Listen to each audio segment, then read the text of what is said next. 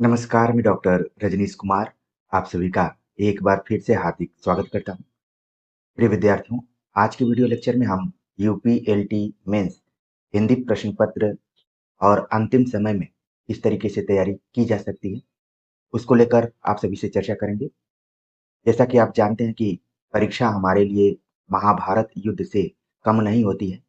इस तरीके से महाभारत युद्ध में 18 दिन अलग-अलग रणनीति अपनाई गई।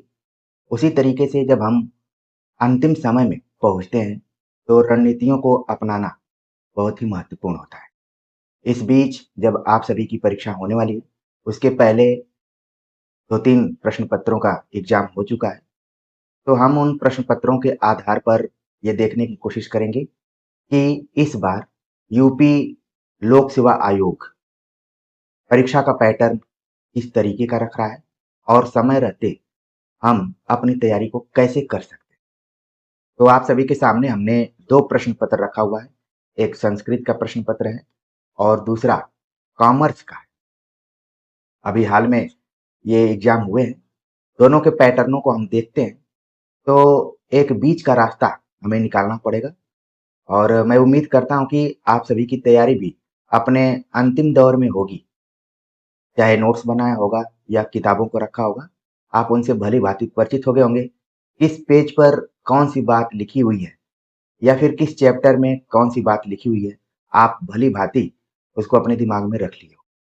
तो प्रिय विद्यार्थियों, जो संस्कृत का पेपर हुआ था उसके पहले आप सभी को ध्यान में रखना होगा कि प्रश्न पेपर कैसा बन रहा है, फिर कैसा आपको मिलेगा। तो इसी तरीके से कुछ चीज़ें लिखी रहेंगी। हमने इसको यूपी लोक सेवा आयोग से ही डाउनलोड किया हुआ है। पहले ही यहाँ पर विशेष अनुदेश दिया गया, समय बता दिया गया 3 घंटे का है, अधिकतम अंक 200 अंकों का है। कुल 20 प्रश्न दिए गए हैं एवं सभी प्रश्न अनिवार्य हैं। खंड अ से 10 प्रश्न लघुत्तरी हैं। प्रत्येक उत्तर की शब्द सीमा 125 है। खंड ब से 10 प्रश्न दीर्घोत्तरी हैं। प्रत्येक उत्तर की शब्द सीमा 200 निर्धारित है। ये तो पहला पॉइंट है। इसके बाद बताया गया कि प्रत्येक प्रश्न या भाग के लिए नियत अंक उसके सामने दिए गए। इसकी चर्चा सिलेबस में भी की गई है और जब विज्ञापन आया था तो भी की गई थी। प्रश्नों में इंगित शब्द सीमा को ध्यान में रखें। उत्तर पुस्तिका में खाली छोड़े गए किसी पृष्ठ अथवा पृष्ठ के भाग को पूर्णतः काट दें। अगर उत्तर पुस्तिका आपको मिलती है, यानी कि एक तो आपको पेपर मिलेगा और इसके बाद आपको आंसर शीट मिलेगी। ये आपको ध्यान में रखना है। ठीक है? तो अगर कोई खाली जगह आपने छोड़ा हुआ है तो उसको आप कट कर दीजिए, या फिर जिसका उत्तर आपने नहीं लिखा होगा उसको भी आपको कट करना पड़ेगा। लेकिन आप अपने समय को इतना प्रबंधित करके चलिए कि आपका अ, हर प्रश्न आप टच कर जाए उसको। कोई प्रश्न आपको छोड़ना नहीं। छोड़ने के जगह अगर काटने का प्रयास आप करते हैं तो आप कई अंकों को खो देंगे। तो देखिए, अनुदेश को अक्सर लोग नहीं ध्यान देते हैं, लेकिन हमें इसका ध्यान देना है। ठीक है? अब हम देखते हैं कि संस्कृत का प्रश्न पत्र कैसा आया हुआ था। खंड अ आप देख रहे हैं, जिसमें कि कुल 10 प्रश्न हैं और हर प्रश्न 8 अंक के हैं। यानी कि ये खंड कुल 80 अंकों का है। आप संस्कृत के माध्यम से अपने दिमाग में हिंदी के पाठ्यक्रम और उसमें जो संस्कृत का अंश लगा हुआ है, उसको दिमाग में रखेंगे और अपने नोट्स और जो किताबें रखी होंगी, उनको भी समानांतर तरीके से सामने रखते हुए देखने का प्रयास करेंगे। जैसे यहाँ पर देखिए, 8 अंकों के लिए एक सूक्ति पूछ ली गई है और उसकी व्याख्या करना। हमने आप सभी की तैयारी कराते समय शब्द सीमा के आधार पर प्रश्नों को लिखवाया हुआ था, लेकिन यहाँ पर जो 125 शब्दों की बात की जा रही है, ये शब्द क्या है? एकदम से अधिकतम। आपका उत्तर 100 शब्दों में भी हो सकता है, इससे कम में भी हो सकता है, बस उसमें पूर्णता होनी चाहिए। तो 125 जो है वो एकदम अधिकतम शब्द सीमा है। आप शब्द सीमा को लेकर बहुत आपको तनाव में नहीं रहना है, बल्कि आपका उत्तर एक निर्धारित समय के अंदर कैसे पूर्णता को प्राप्त करता है, उसको आपको ध्यान में रखना है। ये सारी चीजें तब और आसान हो जाती हैं जब आप महीना 2 महीना पहले से ही अभ्यासरत होते हैं। यानी कि अपने पाठ्यक्रम से आप परिचित हो जाते हैं और फिर लिखने का अभ्यास करते हैं। इस प्रश्न पत्र को देखने से लगा कि लिखने के अभ्यास में भी वेरिएशन है, विविधता आपको रखना पड़ेगा। तो जैसे आप देख रहे हैं कि प्रश्न बहुत ही सामान्य सरल प्रकृति के पूछे जा रहे हैं, उनको आपको लिखना है। संस्कृत के आधार पर हम हिंदी का अनुमान लगा रहे हैं कि कैसा पेपर हो सकता है। ठीक है, तो देख रहे हैं कि आप छोटे छोटे क्वेश्चन हैं और अंक उनके सामने निर्धारित किए गए हैं।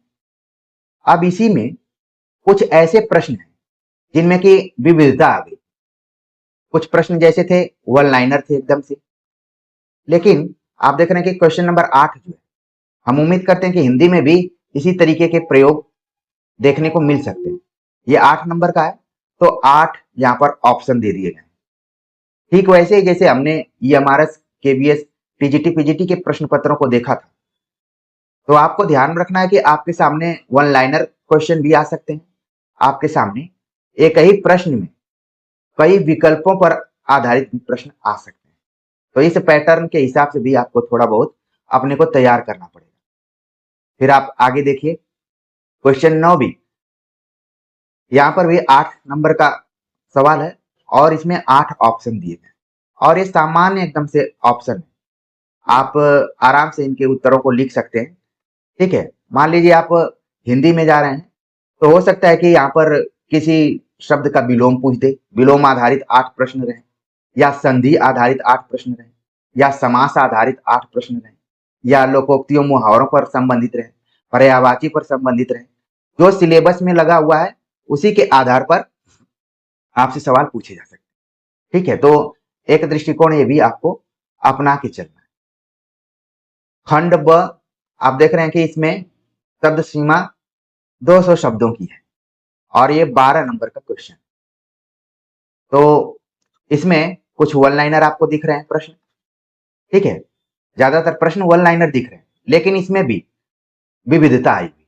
जैसे ये 12 नंबर का प्रश्न है, तो इसको 6 प्रश्नों में डिवाइड कर दिया गया है, यानी कि हर प्रश्न 2 अंक का हो गया है।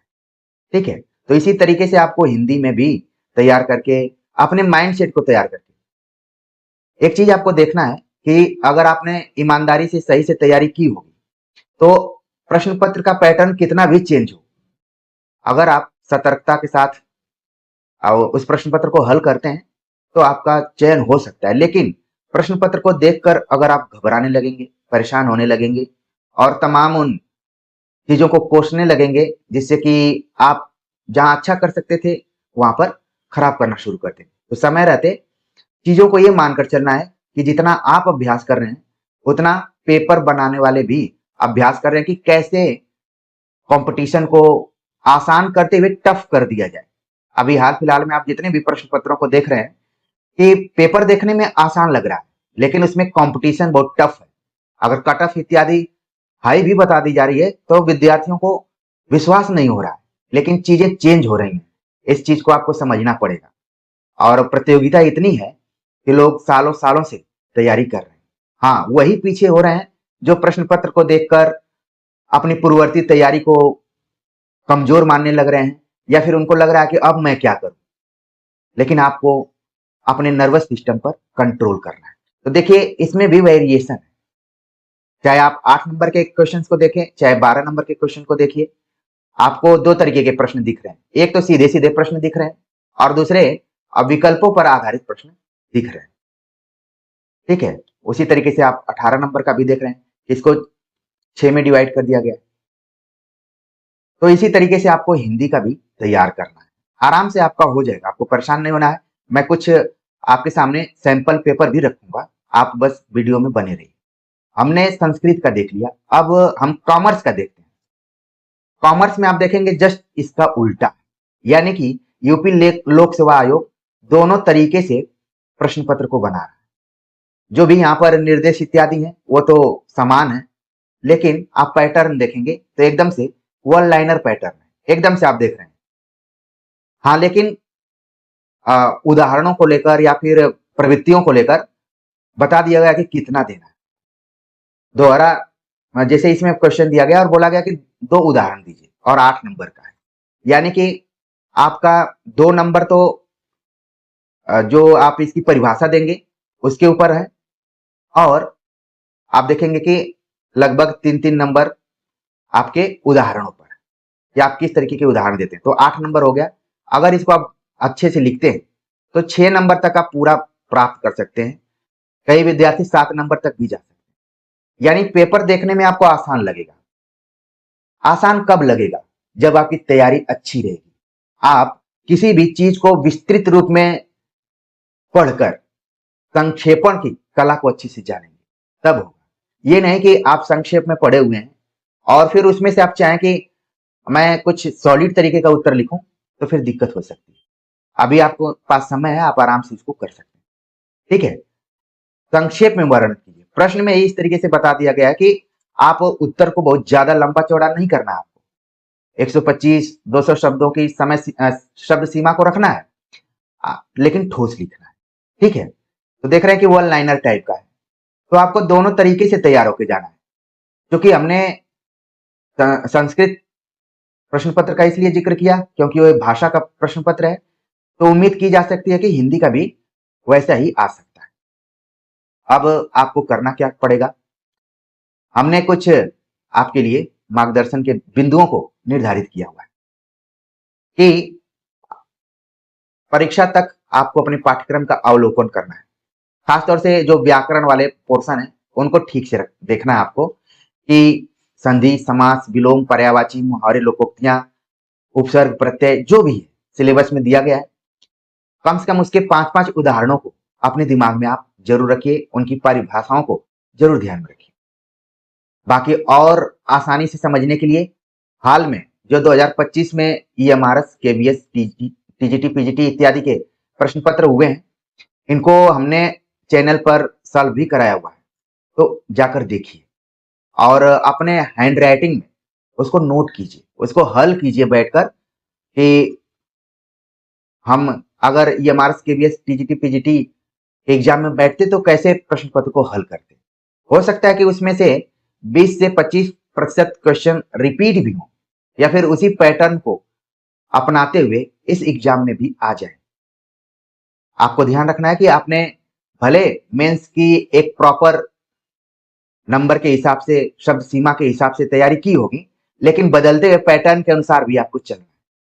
ठीक वैसे ही जैसे क्रिकेट मैच में आप जानते हैं कि फला मैदान में बहुत रन बनता है, लेकिन आप अगर रन बनने के चीज को अपने दिमाग में रखेंगे तो हो सकता है कि आप जल्दी आउट हो जाए। आपको थोड़े देर तक उस मैदान को, उस पिच को आपको समझना पड़ेगा, उसके हिसाब से अपने उत्तर को, अपने प्रदर्शन को करना पड़ेगा। तो इस तरीके से आप कर सकते हैं। बाकी मॉडल पेपर्स इत्यादि के लिए या फिर यूपी लोक सेवा आयोग जनरल हिंदी इत्यादि की जो भी परीक्षाएं होती हैं, उसमें यूपी समीक्षा अधिकारी मुख्य परीक्षाओं के प्रश्न पत्रों का अवलोकन करें जो पिछले सालों में हुए हैं, उनको आप देख सकते हैं। इनको देखने से जो भी व्याकरण के पोर्शन है, साहित्य के पोर्शन को तो सभी विद्यार्थी आराम से कर लेंगे, कोई दिक्कत नहीं, लेकिन व्याकरण के पोर्शन को आप इन प्रश्न पत्रों से कवर कर सकते हैं या फिर देख सकते हैं, एक अनुमान लगा सकते हैं कि लोक सेवा आयोग का रुझान किस प्रकार के पर्यायवाची शब्दों को लेकर है, विलोम शब्दों को लेकर है, मुहावरों, लोकोक्तियों को लेकर है, संधि समास को लेकर, उसको आप उसका एक अनुमान लगा सकते हैं। अगर हम साहित्य की बात करें तो खासतौर से प्रवृत्तिगत विशेषताओं को ध्यान में रखना है, कालगत दृष्टिकोण से और अधिकतम 5 बिंदु के हिसाब से। जैसे हमने आप सभी की तैयारी कराई तो शब्द सीमा के दृष्टिकोण से कराई, लेकिन अगर पैटर्न चेंज होता है और एक प्रश्न में 4 विकल्प, 6 विकल्प, 8 विकल्प आ जाते हैं, तो उस समय आपको कैसे हैंडल करना है। तो कम से कम किसी भी कालखंड की विशेषता या प्रवृत्ति को लेकर ठोस तरीके से उसके 5 बिंदु तैयार कर लीजिए, 5 पॉइंट तैयार कर लीजिए, जिसमें विषय वस्तु के कुछ पॉइंट रहें, कुछ पॉइंट आपके शिल्प के दृष्टिकोण से भी रहें। ठीक है, तो आप आराम से कर लेंगे, आपके पास मटेरियल पूरा उपलब्ध है, बस आपको रणनीति बनाना है। अगर हिंदी के रचनाकारों की बात करें तो जितने भी प्रमुख रचनाकार हैं हर कालखंड में, उनको लेकर हमने अपनी पुस्तक यूपीएलटी जीआईसी मेंस केबीएस एनबीएस के लिए बनाया हुआ था, उसमें बकायदे हमने शामिल किया हुआ है।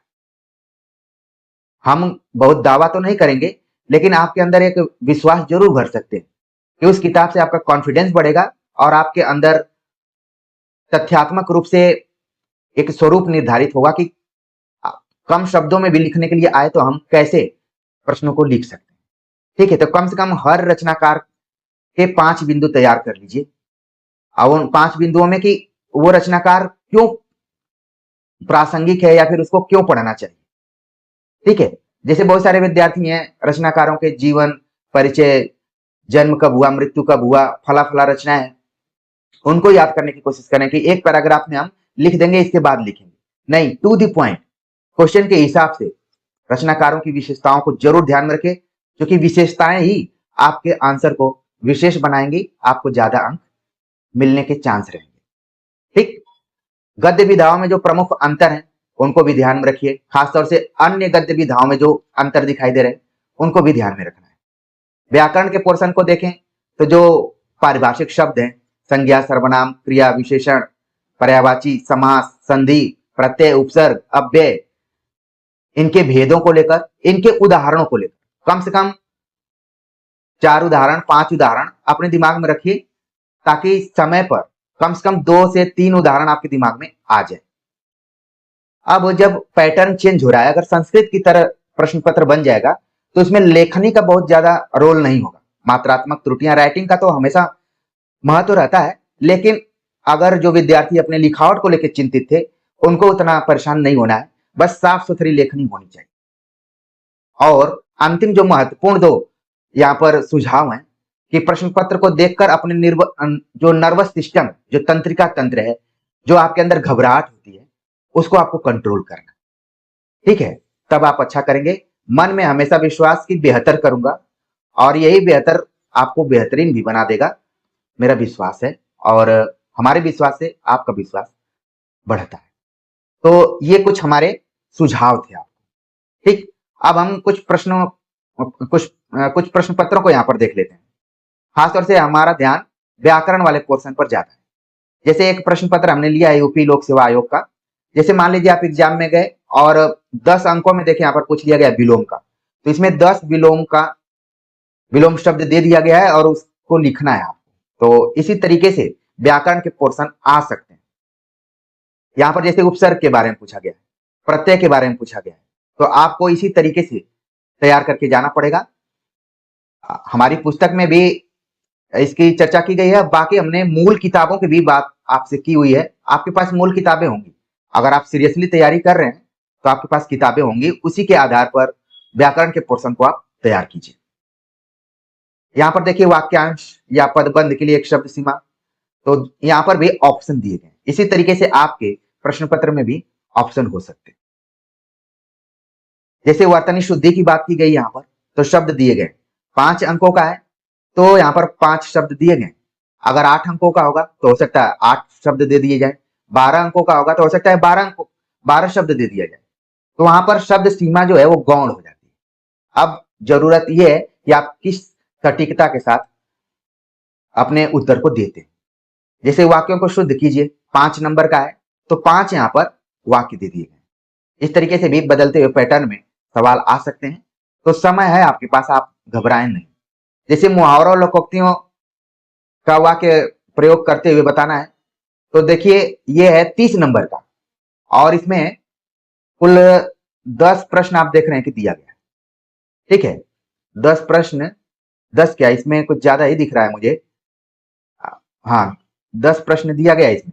ठीक है, और ये 30 नंबर का हो गया। तो आपका तो मैक्सिमम 8 नंबर का है और 12 नंबर का है। तो इसी के हिसाब से आपको थोड़ा सा अलर्ट होना पड़ेगा। और हमारी जो कोशिश रहेगी कि एग्जाम के पहले जो हम जिन प्रश्न पत्रों को लेकर आपसे अभी से चर्चा कर रहे हैं उन पर एक अभ्यास सेट लेकर आए।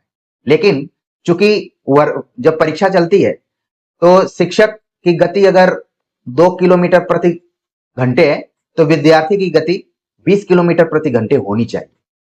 कई बार मार्गदर्शन भी काम में आ जाते हैं। तो हमें लगा कि अपने विद्यार्थियों को जरूर बताना चाहिए। एक प्रश्न पत्र और दिखाता हूं आप सभी को। ठीक है, जैसे यहाँ पर पूछा गया कि समास को स्पष्ट करते हुए अव्ययी भाव और बहुब्रीहि समास का उदाहरण के साथ परिचय दीजिए। 5 अंकों का है। ठीक है, यहाँ पर 5 अंकों का है। देखिए कैसे लिखना है। 4 अंकों का सवाल आया तो 4 ऑप्शन दे दिए गए, शुद्ध करके बताइए। इस तरीके से टेक्निकल क्वेश्चंस आ सकते हैं और इसलिए आने के चांसेज हैं कि मुझे लगता है कि एग्जामिनर को चेक करने में भी आसानी रहेगी और विद्यार्थियों को भी रहेगा कि हमने जो कुछ लिखा हुआ है ठोस लिखा हुआ है। जैसे संधि विच्छेद के लिए आ गए यहाँ पर, या फिर मुहावरों लोकोक्तियों का देख रहे हैं, 8 नंबर का है तो यहाँ पर 4 दे दिया गया। एक आपको पता चल जाएगा। देखिए 8 नंबर में भी इस तरीके से आ सकता है। तो इसमें से आप देखेंगे कि लगभग बिना पढ़े आप इन चारों मुहावरों और लोकोक्तियों के अर्थ स्पष्ट करते हुए वाक्य प्रयोग कर सकते हैं। लेकिन अगर आप पहले से जब तैयार रहेंगे तो आप एक ठोस आंसर देंगे, नहीं तो फिर आप मिलते जुलते आंसर देकर आगे बढ़ जाएंगे। ये भी चीज आपको ध्यान रखना है। अनेकार्थी शब्दों के लिए अगर 2 नंबर का है तो 2 पूछा गया है। जितने नंबर का है उतने ही शब्दों का प्रयोग यहाँ पर किया जा रहा है, उतना ही दिया जा रहा है। ठीक है, तो हमने सोचा कि अपने विद्यार्थियों को एक मॉडल पेपर या फिर मार्गदर्शन के दृष्टिकोण से ही प्रश्न पत्रों को रखते हैं और उन प्रश्न पत्रों को रखते हैं जो कि यूपी लोक सेवा आयोग द्वारा करवाए गए। तो चूंकि आप अधिकतम शब्द सीमा के दृष्टिकोण से साहित्य और संस्कृत के पोर्शन को देख लिए होंगे, लेकिन बदलते हुए पैटर्न के हिसाब से जब एक ही प्रश्न में कई विकल्प आ जाए तो उसको कैसे हल करना है, एक हमने यहाँ पर आपके सामने झलकी रखी हुई है। एक मॉडल पेपर रखा हुआ है। उम्मीद है कि समय रहते इस तरीके से भी आप अपने अध्ययन को कर सकते हैं। जब दोनों तरीके के अध्ययन को आप कर लेंगे तो फिर आप समग्रता की तरफ जाएंगे, पूर्णता की तरफ जाएंगे और आपके मन में जो थोड़ा बहुत डर है वो खत्म होगा। हाँ, ध्यान रखना है कि जब तक ये महाभारत का युद्ध खत्म न हो तब तक आपको अपनी रणनीतियों में, अपने नोट्स को लेकर, अपनी किताबों को लेकर हमेशा सतर्क रहना पड़ेगा। तो आप सभी सैनिक के रूप में काम कर रहे हैं और हम सभी शिक्षक सेनापति के रूप में आपको मार्ग दिखा रहे हैं। उम्मीद है कि ये जो मार्ग है आपको आपकी सफलता तक पहुंचा देगा। तो उम्मीद है कि आप सभी को अच्छा लगा होगा। जरूर कमेंट कीजिएगा। मिलते हैं एक नए टॉपिक के साथ, तब तक के लिए नमस्कार।